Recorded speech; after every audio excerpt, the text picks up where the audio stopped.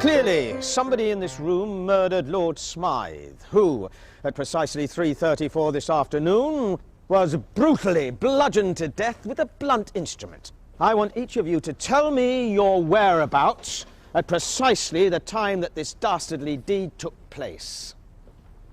I was polishing the brass in the master bedroom. I was buttering his lordship's scones below stairs, sir. Why, I was planting my petunias in the potting shed. Constable, arrest Lady Smythe. But how did you know? Madam, as any horticulturist will tell you, one does not plant petunias until May is out. Take her away. That's right, madam. It's just a matter of observation. The real question is, how observant were you?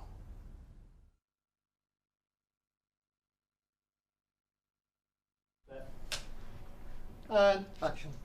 Clearly, somebody in this room murdered Lord Smythe, who, at precisely 3:34 this afternoon, was brutally bludgeoned to death with a blunt instrument.